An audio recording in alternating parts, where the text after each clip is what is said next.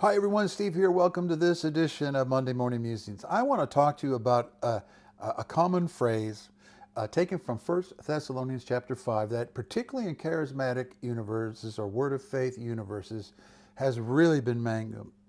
And that is the whole idea of spirit, soul, and body. Now we could do a whole seminar on this and can't take that kind of time.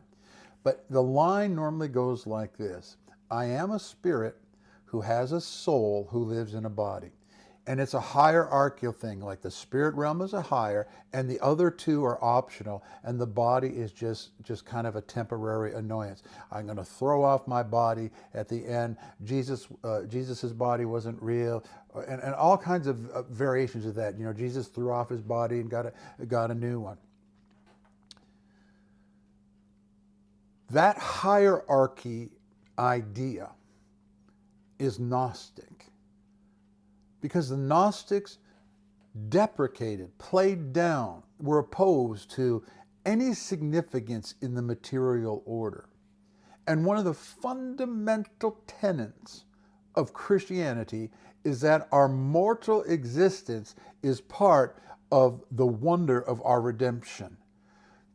In the incarnation, Jesus took on physical form, and by taking on physical form, he sanctified our human bodies. All the created order is sanctified by the incarnation. The incarnation is a statement of where spiritual reality is. Secondly, the physical resurrection of the body, next to the declaration of Jesus as Lord, was the foundational belief of the early church.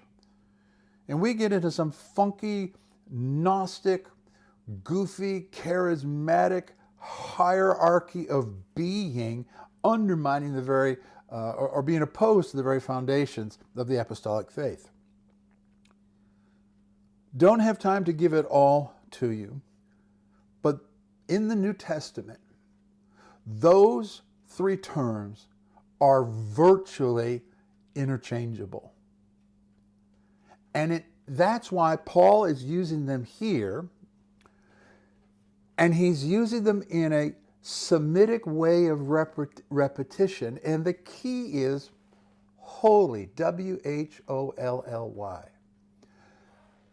And the God of peace himself sanctify you wholly, your spirit, your soul, your body, preserved entire, without blame, etc. It's emphasis, repetition, emphasis, repetition, emphasis, repetition, meaning however you want to say it.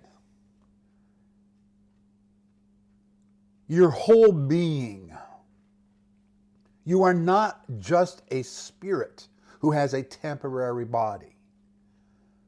That's a Gnostic belief system. And Paul is making the case, your entirety, the entirety of your being is included in redemption.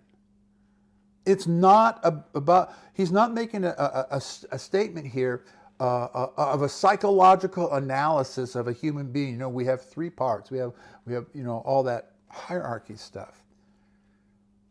And in fact, the most common presentation of what it means to be the entirety of a human being is the word for body, soma. Not pneuma, spirit, not suke, soul, but present your whole soma.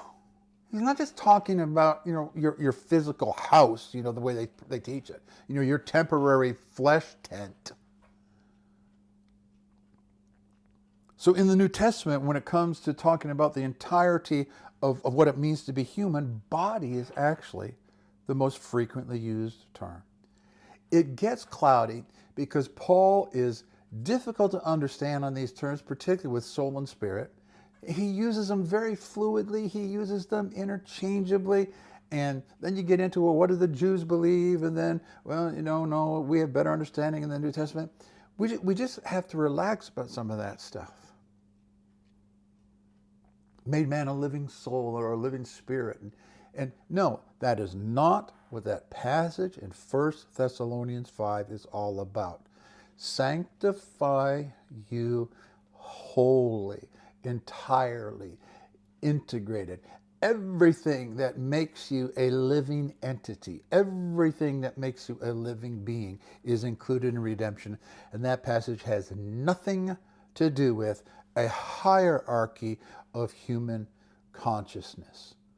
I'll see you the next time.